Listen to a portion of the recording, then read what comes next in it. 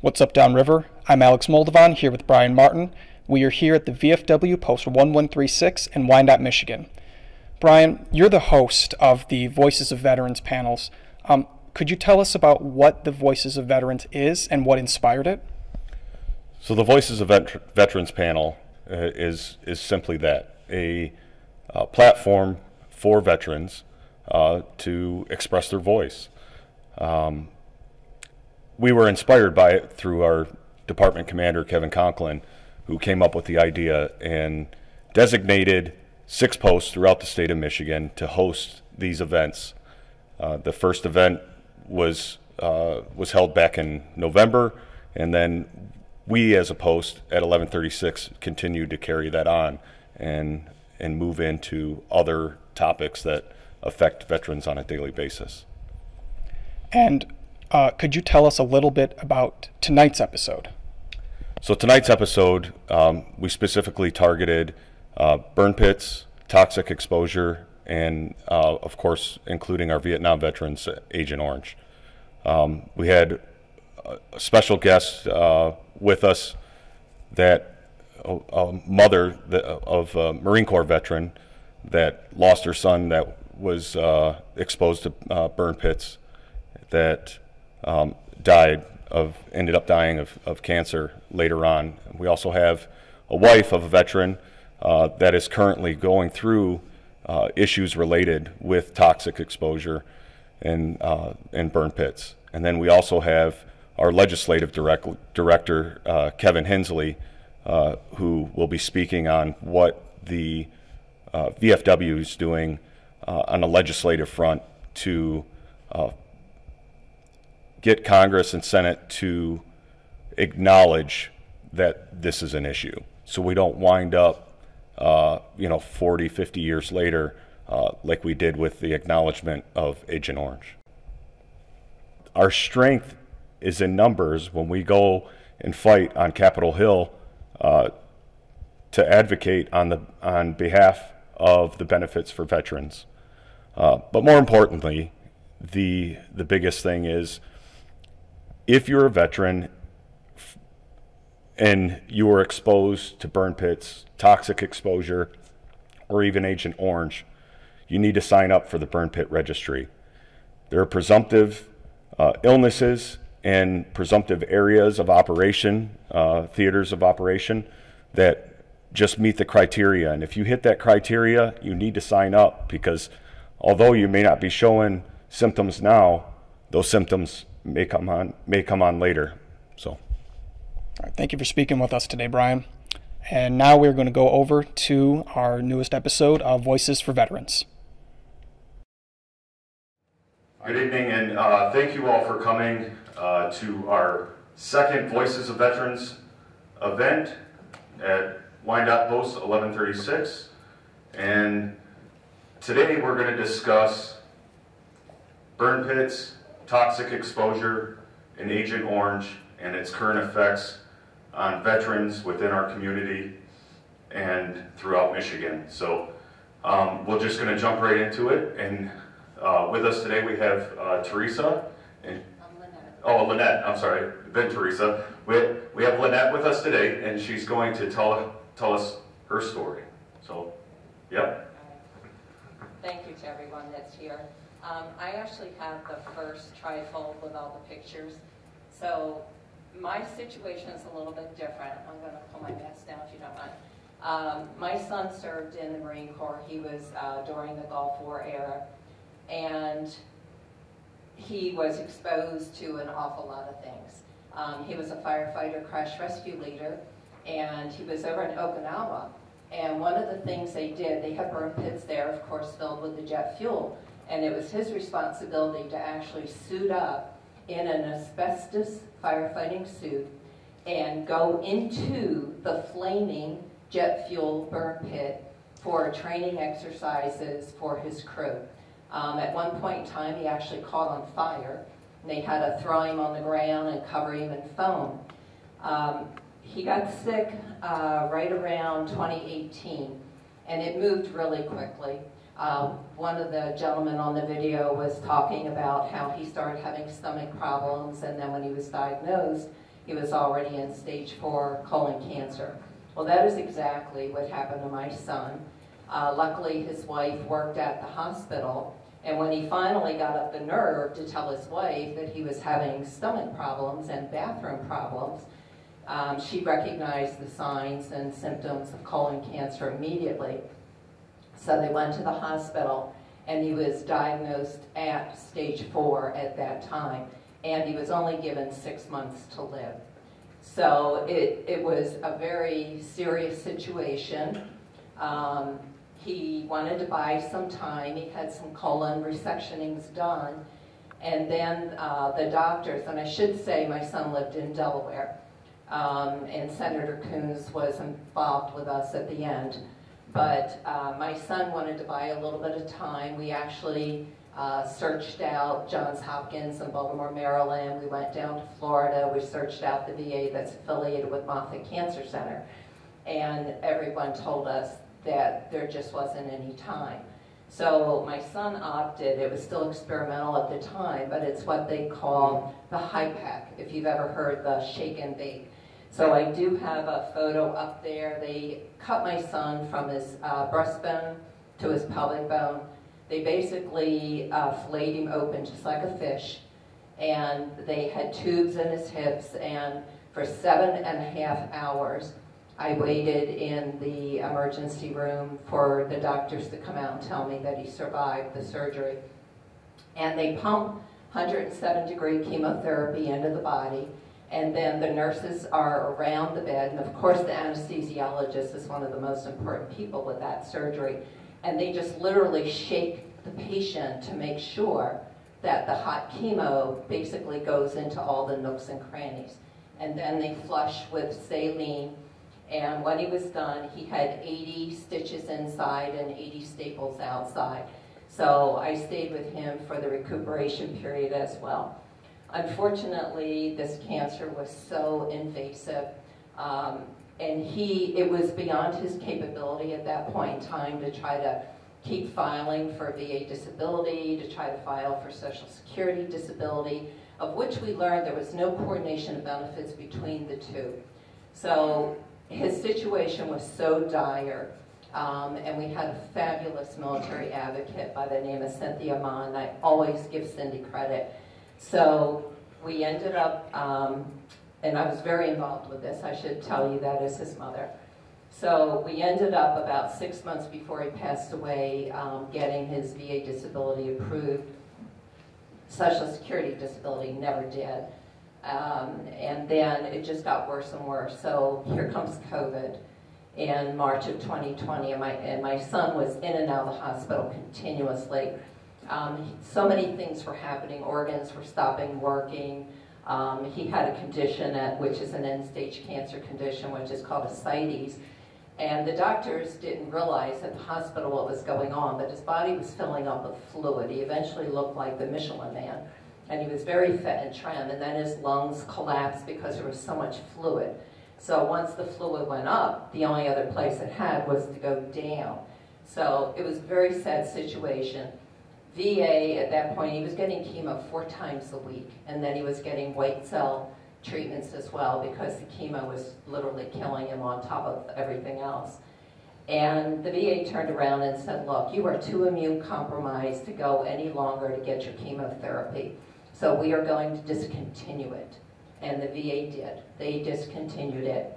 And because he lived in Delaware, if anyone's familiar with like the Rehoboth Beach, Lewis, Delaware area, he lived in that neighborhood. He would have to drive to the Dover Air Force Base. From the Dover Air Force Base, he would take a VA shuttle. The VA shuttle would then transport him to Philadelphia, Pennsylvania. He would get his chemotherapy at the VA hospital in Philadelphia and then reverse the process and have to come back. And that's how the VA treated my son. So, and I'm grateful, though, that they did give him this disability. But when they said, you are too immune compromised, you can no longer get your chemotherapy, and they stopped it, literally, he just went downhill so quickly, and in about 8 weeks, he died. I was there with him. They authorized him to make one hospital trip, a private hospital, which had been his carrier, with his carrier before, because VA said, no, we're not doing it. And then they sent him home on hospice, so I was there, my second son was there. And I want to tell you all that if you've never watched what happens when someone is dying from cancer, it is absolutely horrible. And my son ended up being a skeleton. Literally all he had was cheekbones and teeth and his eyes. And all he kept saying was, Mom, look at me, look at me. And I just kept telling him how handsome he was and how much I loved him. So on, it would have been right around midnight. I tend to think it was May 21st of 2020, but technically they said May 22nd of 2020, he expired. And our lives have not been the same since then, to be honest with you. So I did have Senator Coons call me. He gave all his condolences. We had very good conversations about this lack of coordination of benefits. Unfortunately, nothing's ever happened. But I also want to point out that over and beyond my son, my dad was in the Navy. My dad was in the Pacific Theater. He served in Korea, saw an awful lot of very terrible things. I have photos up there. My older brother was 24 years in the Army, had multiple deployments to Vietnam, and he ended up being shot down a couple of times.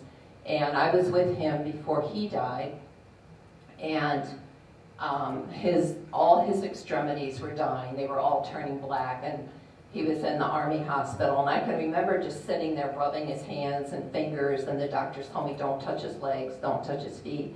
But the doctor said, what are you doing? You're getting the circulation back in his hands.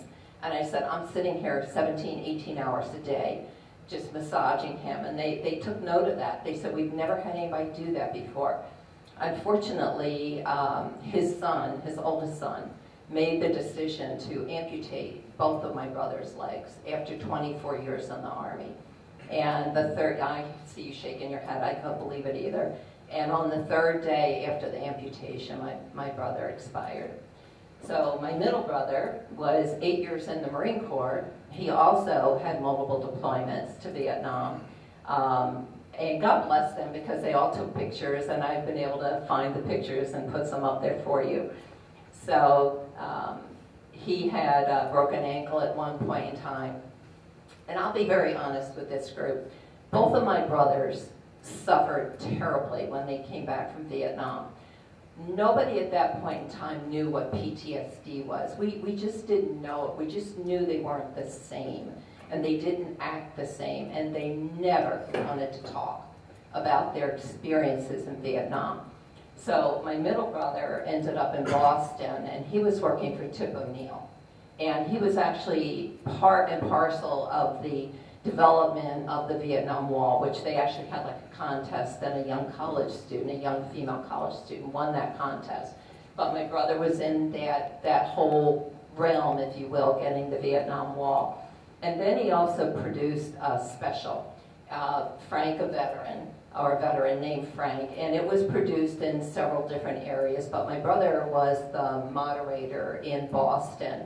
And I was able to find some information on it where it came under a lot of criticism because the gentleman, Frank, was being very blunt about his experiences. And I have a distinct memory of calling my brother after that program, and I was crying my eyes out.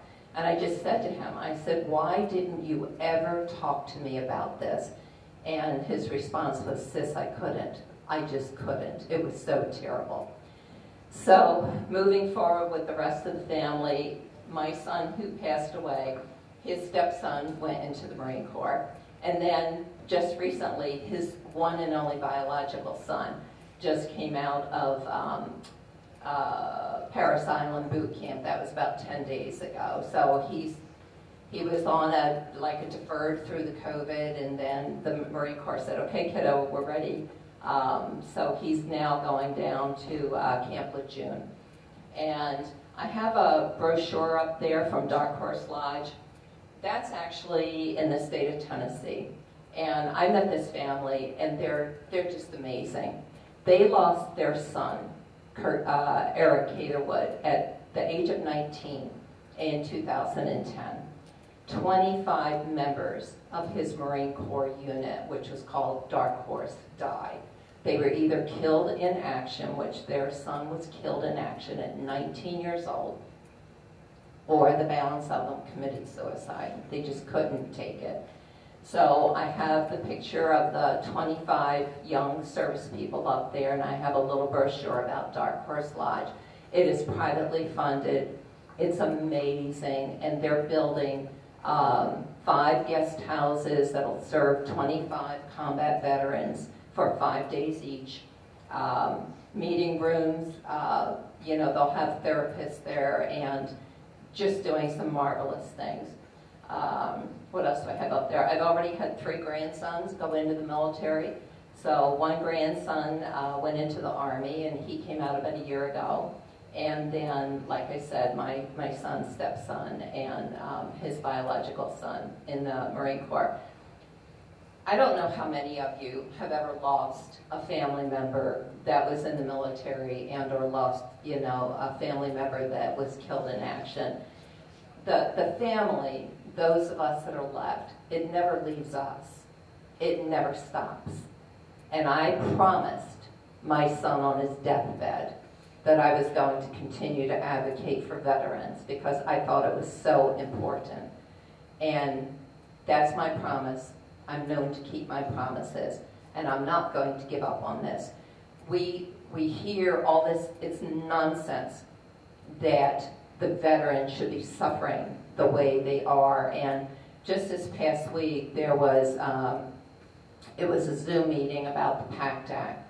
And we, as Burn Pits 360, had the Warfighters Act for presumptive benefits. Well, that's now been skinny down, and it's a section. But so many of those people that were on the Zoom call, and I watched it for hours and hours and hours, they seem to be more concerned about the cost of providing the benefits to the veterans and then challenging everything. And then we found out that the Department of Defense and the VA department can't communicate with each other. Their computer systems don't communicate with each other, so that's a major problem. And the Department of Defense went out ahead of all these conflicts and wars and built these burn pits. And they are held harmless for these burn pits. There's nothing that can be done about the contractors. And yet, tens of thousands of veterans are dying and suffering and can't breathe.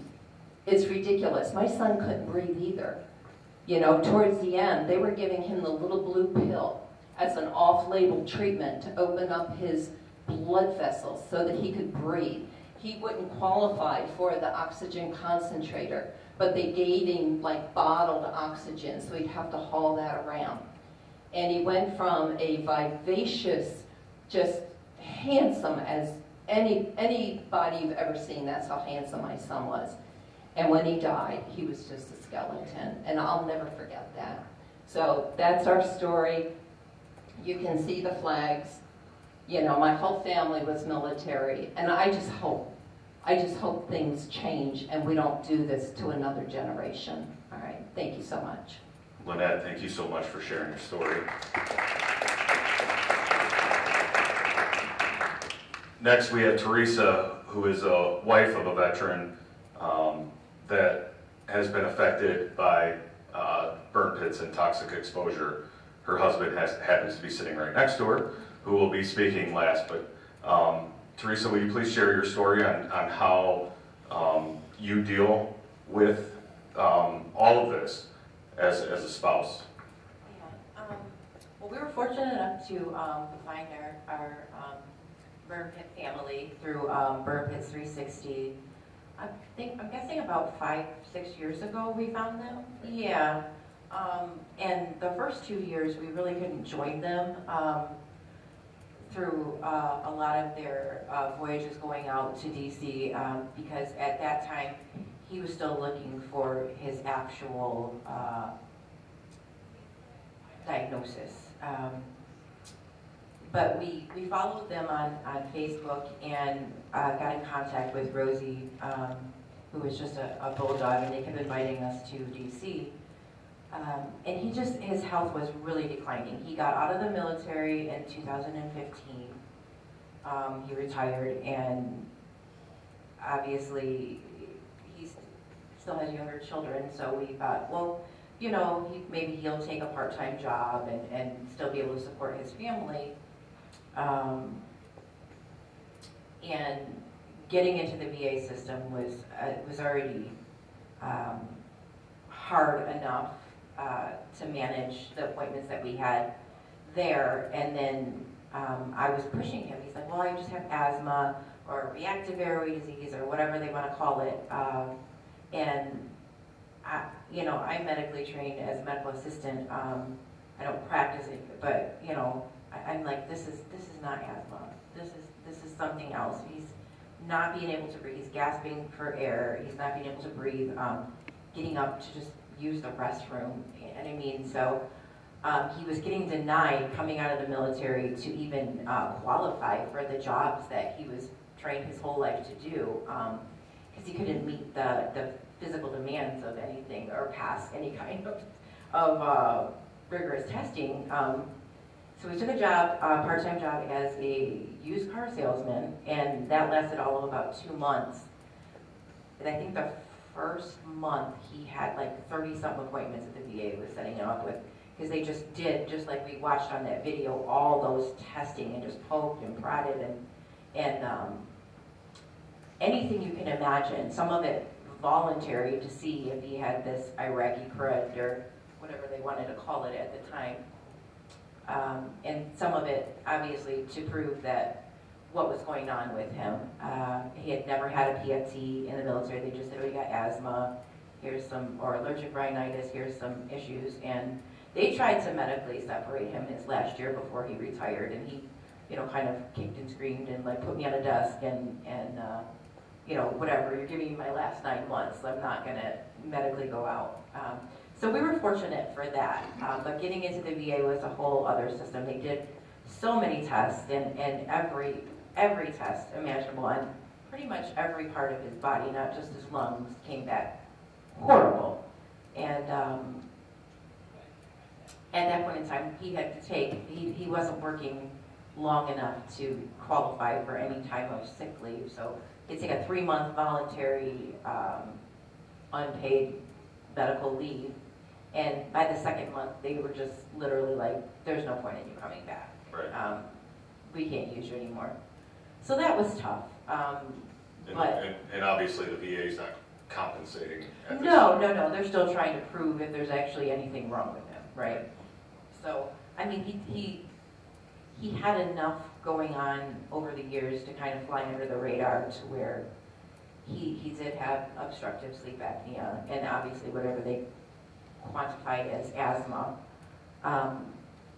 But his PFTs were coming back horrible. At that point in time, he was 39 years old and saying he had the lungs of like an 89-year-old.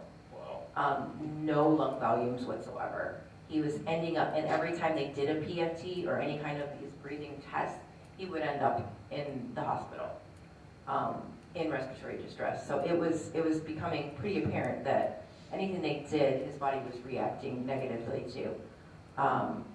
He had, while he was still in the service, actually, I don't even know why did they. I think maybe to look for the gastro issues. They did the EGG, you know, like the upper airway, and when they went in there to do that, just to make sure, you know, whatever, hundreds and hundreds of polyps and the abnormal lesions were in his esophagus. Wow. And they came back and they said it is extremely rare to see one mass like that in somebody's esophagus. Let alone a whole bunch. Hundreds. Right. And hundreds. So they decided that they were going to biopsy him, and we had to wait, and then they came back with the diagnosis of eosinophilic polyposis. And then when he got out, he started having to have those endoscopies every 3 months. And then they got the crazy idea after the second biopsy, when it came back that he not only had EP, he had EOE, which is the eosinophilic esophagitis. they were either going to stretch his esophagus, they had to have him swallow this steroid powder. Now we're just going to cut out 30 or 40 at a time, every once a month, and see what happens then. No, they were reactive. So after about 2-3 times of him, again, ending up in the hospital after these procedures, a pulmonologist that we were sent to outside of the VA, of course, because we still don't have any kind of actual diagnosis, saying, wow, this is really, really, really bad, but there's really not anything I can do. I'm going to do some research and I'll see you in a year. Right. So I was like, no, this is not acceptable. He told us pretty much he can't have any kind of surgeries unless it's an emergency because his oxygen levels don't come back up. And he was ending up back in the hospital again. So we found our little burn pit family through Burn Pit 360, and they were talking about Dr. Miller out of Vanderbilt, who kind of spearheads a lot of the research and advocates for Burn Pit 360 as well, and has testified before Congress multiple times. He's an incredible pulmonologist, and he did this research study, spearheaded it, from these soldiers coming back at such a young age and getting sick with these respiratory illnesses. So we found him, and we made an appointment outside of the VA, obviously, to go see him. And he was just literally like, you're worse than most of the veterans I've ever seen. Wow. And just so many issues, not just his lungs, but his sinus cavities, like I said, his esophagus, every orifice that any kind of these fumes from the burn pits affected. Like I said, his nose. He had one side of his nose was like completely blocked, and then he had like tons of like different abnormal lesions and polyps and masses, and they were literally just like, look, let's just take it out and we'll deal with it later. Like I said, his throat, his esophagus, down into his that junction going into his stomach, all of it was just burned. Wow. And just created these abnormal amounts of inflammation and these weird lesions. So Dr. Miller said, well, these tests are really, really bad. I think you're a candidate to be able to do the lung biopsy, to be able to get you a diagnosis. We're pretty sure we're dealing with constricted bronchiolitis, but you have to have a biopsy to get that diagnosis. Right. And obviously there's a lot of risk with it, but at this point in time, he had been poked and prodded, 30, 40 times a month and had all these biopsies and all these abnormal things coming back, and his health was really declining. So we made the decision to undergo the lung biopsy in 2017, paid for all of our co-pays and everything out of pocket, because again, the VA just still saying he has asthma. So they called me about an hour into the surgery. Sitting there at Vanderbilt, just incredible, because we had to travel to Nashville to see this doctor who specializes in this.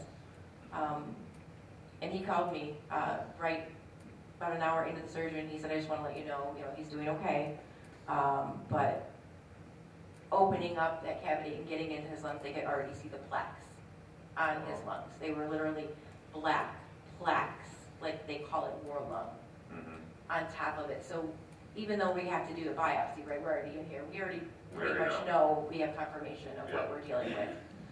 So that came back, and he got the diagnosis of constricted bronchiolitis, and I mean, just to be able to see what we watched on just that little bit of thing that John Stewart was talking about, to actually have the evidence of what was in his lungs, the silicone, the plastics and like metal and shrapnel and just weird particles that would never be able to get there.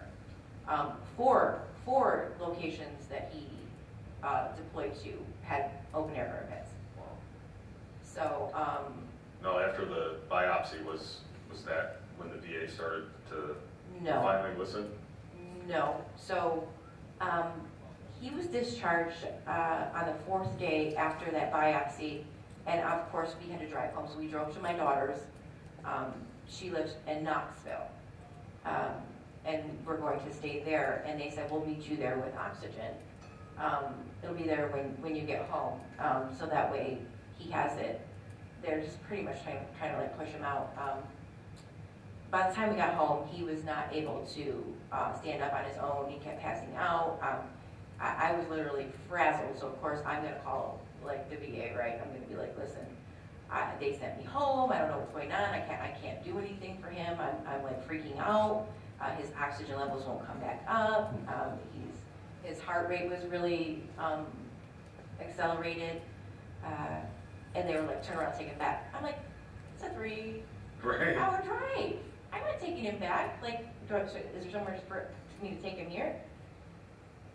Can you take him to Knoxville? I mean, like, so what's the closest VA, right? And they pretty much told us it was our own fault because we went outside of the VA, got the diagnosis, got the biopsy, and we blindsided them. So that was fun. Vanderbilt, the VA rep, I guess, somewhere over there in Nashville, ended up calling me back and making arrangements to get him a BiPAP transferred to our daughter's home at the time. And so that way he had the level of care. Went back to see Dr. Miller, I think like 2 days later. Okay. He was in tachycardia and his lung had collapsed. So if they'd have just kept him, you know what I mean? Like, he just wasn't recovering, again, the right way. So then Leroy, that you saw on the video, him and Kevin's, I mean, they have identical, everything identical, the identical stories. He was a military police officer. You know, they had multiple deployments over in the same area, and they had what's called a SPECT scan done in Colorado that measures like the oxygen in your blood flow to your brain, because they were noticing that these soldiers that came back and had cancer, tuberculosis, and all of this toxic exposure were also having what's called toxic encephalitis. Okay.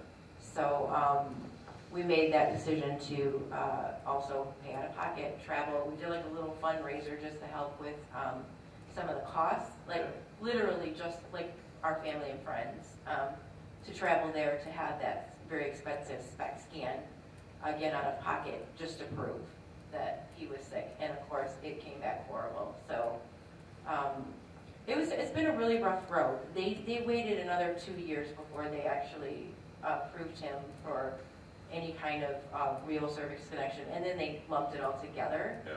So a lot of it has just been a journey out of pocket, but they did have, they gave him a 3-year window after that, and he's like 4+ years now. So just by having the right type of treatment that we all have pay out of pocket, these oxygen, and through our friends at Burn Pits 360 being able to get the resources to try hyperbaric and other alternative types of treatment to hopefully help sustain his life a little bit longer. Yeah. Well, we can only hope that treatment moving forward and you know, the trails that Dr. Miller's blazing. Oh, it's amazing. And you know, the support of Burn Pit 360 and other VSOs.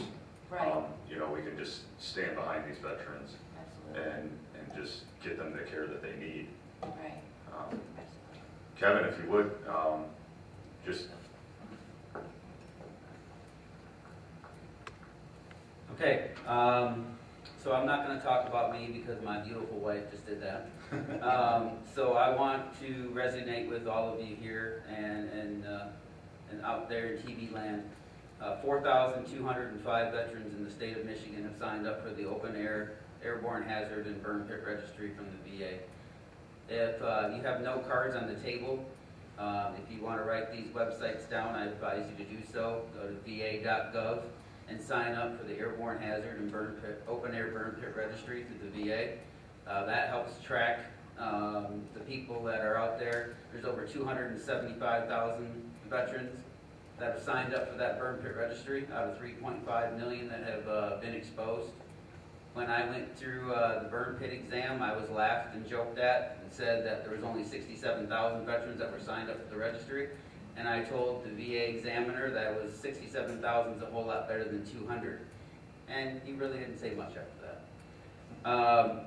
Sergeant Wesley Black on the TV before the Congresswoman got here. He passed away November 7th, the evening of November 7th when we were in Congress. We were in Congress in November 4th, and we were advocating for toxic exposure with senators. And we got the word that he was going into hospice and he had 3 months to live. He died 3 days later, the gentleman that you saw on the TV, from pancreatic cancer. And if he would have had a colonoscopy, then they would have caught it early. Nathan Denrider from Lapeer, Michigan, firefighter, served in the National Guard. If he would have had a blood test, he passed away at 39, bile duct cancer. Travis Opperman, 31 years old, passed away from cancer in right outside of Frankenmuth, Michigan. And there is a, what's that? And then Will Thompson was an advocate in West Virginia who had a double lung transplant, and actually his first set of lungs didn't take, so they gave him some medication to do with that, and the medication caused the cancer that he had that actually killed him. He died just before Christmas of 2021. He was on the video as well. So there are people that are sick and dying. If you are a veteran and you were exposed and you were over in Iraq or Afghanistan or Africa or where these burn pits were operated from, Pakistan or wherever you were, sign up for the registry. Take the exam. I don't care if you're sick right now. I don't care if you have no symptoms or anything like that. Hope to God that you don't. I hope to God that you have no symptoms at all. But if you do, when you get sick, it's not the time to sign up for the registry. Sign up for the registry, go to the exam, get some documentation, and be able to take care of yourself and your families and take care of the legacy that you left behind. I was in a pretty dark place in 2016. I will tell you that right now. That if it wasn't for my wife and if it wasn't for my kids, I would not be here. And she knew it. She knew it, and she tried to get me involved in other things to try to get my head on straight, to try to keep me alive. And I'm here today because of her and my children. So it is a full-on blitz for all of you to sign up for the registry. Get help when you need to get help. Understand what's going on with you. And if you don't understand what's going on with you, find people and resources out there. Burnpits360.org. That's a great website to go to find out and research and understand what's going on with you if you don't understand. We're still getting folks, I've had 2 females tell me that the doctors aren't listening to her. The doctors aren't listening to me. My pulse ox numbers are not under 86, so they're not paying attention to me by telling me, and they're not going to do the protocol that's necessary, because let me tell you, an x-ray does not show lung problems. A CAT scan does. But what is protocol? To give you an x-ray. I'm not a medical physician. I did stay at a Holiday Inn Express once, but I'm not a medical physician, so I don't know all the ins and outs about that right there. But before I'm done, I'm honored to have our Congresswoman here, Congresswoman Dingell. We're also here to have a Councilwoman, Kelly Specht, here to kind of listen to what's going on. They care.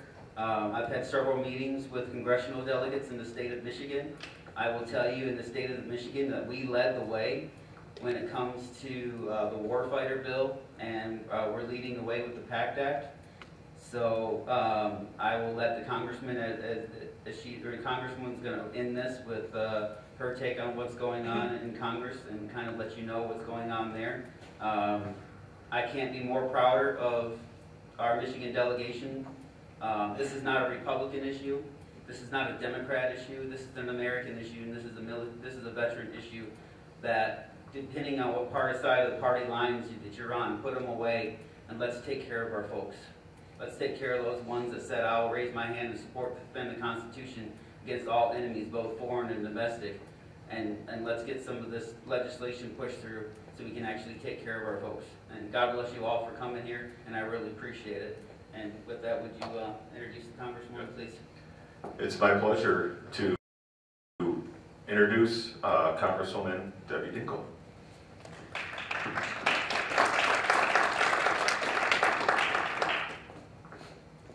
Thank you. I know he wants me to stand here, and I want to. He knows you're going to roll. I want to talk to you and to everybody there. I want to thank you for your honesty in your stories. And I wish I could say that they were isolated stories. I'm sorry you lost your son. And I've been with too many families that have lost a member that they love. And I'm sorry you're paying the price now.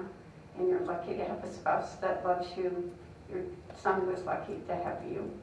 So I thank you all for talking about it. And you know, even as we're here, I think of Joe Peterson, the former mayor, who suffered from Agent Orange.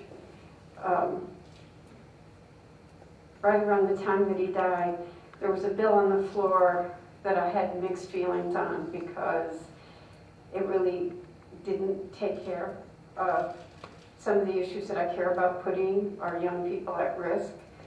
But Agent Orange, it addressed Agent Orange and finally acknowledged. This was about a year, I can't remember the exact moment now. And I voted for that bill in honor of Joe Peterson because Joe fought for so long to have Agent Orange addressed. And we haven't done enough, but it was a beginning. And you talk about the PACT Act. We keep fighting for it. First of all, I want to say that I thank every man and woman who served his country and has fought to keep us free. And I salute you. And when we talk about the Vietnam generation, we're not old, but we're seasoned. And this country treated the Vietnam veterans terribly when they came back. And I'm still, to this day, they served us, they fought for all of us, and they came back, and this nation should be ashamed of how we treated them.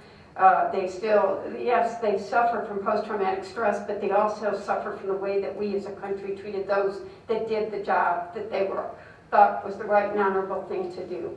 And it's a moment of shame in our history, and I will do anything I can for the Vietnam veterans because I lost friends in Vietnam. I remember sitting there on the nights that the draft those numbers were polled, and I went to too many funerals of people that had been in my grade school class. So we didn't treat the Vietnam veterans right.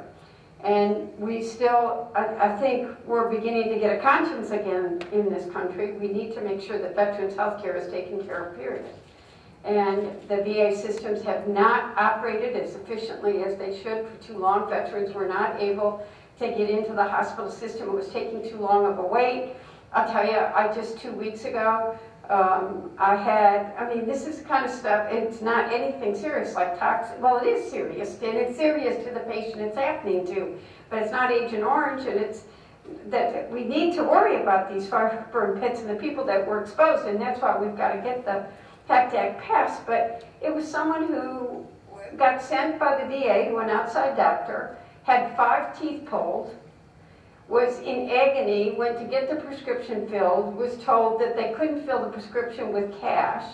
They didn't have the insurance card. They went to the VA couldn't fill it, and they got the runaround that I just hear for too many people when they're trying to get help, and COVID has made it worse. It hasn't made it better.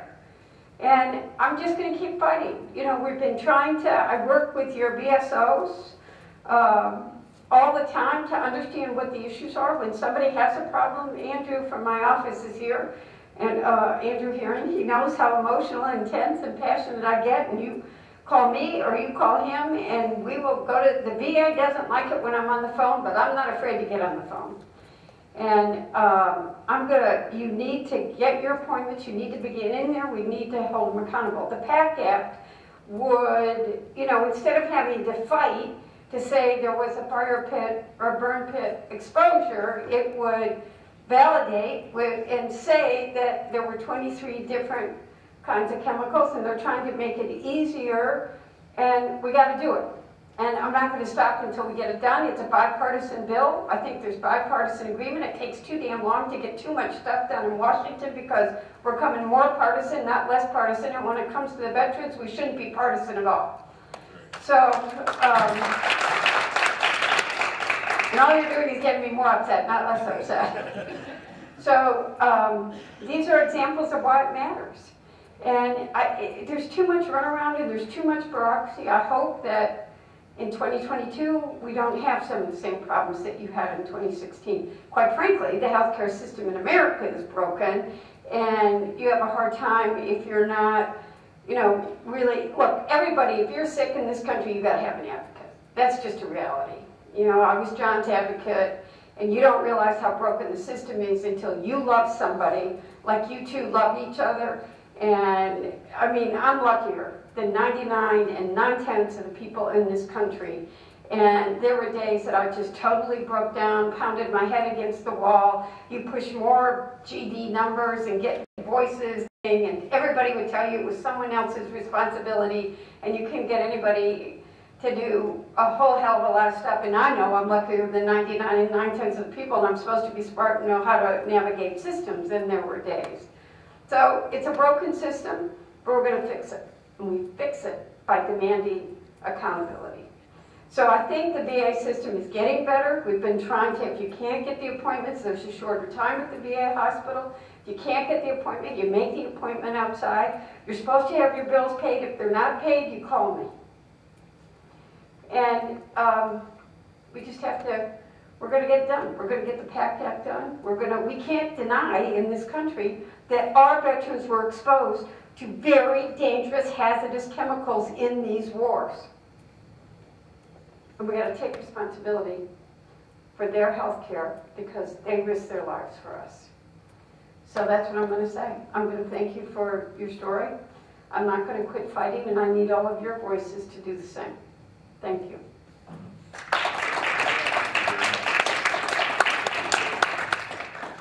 So I'd like to end it just by saying that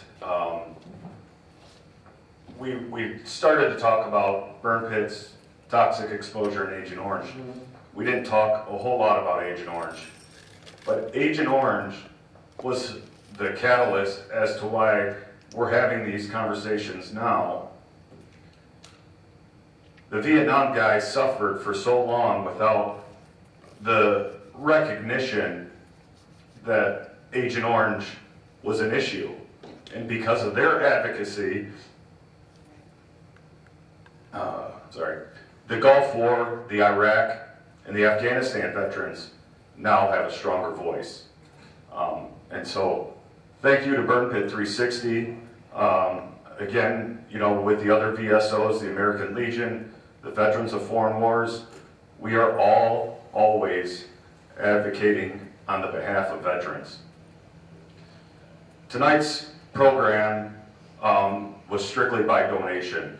The donations tonight will be split between Burn Pit 360 and the VFW. On the VFW side, the money raised will go strictly to legislative programs, our cancer programs, and our relief fund. If you'd like to make a donation afterwards, you can either go to our VFW Facebook page, which is VFW 1136, or you can go to burnpit360.org. And either one of those, you can make a direct donation, just earmark it for this program, and we'll make sure that the proceeds are split accordingly. So again, with that, I want to thank Congresswoman Debbie Dingell for coming out. We know with the redistricting, you're not necessarily in Wyandotte anymore, but you're always going to be our advocate. So thank you for that. And thank you for all attending, and thank you for watching. Have a great night.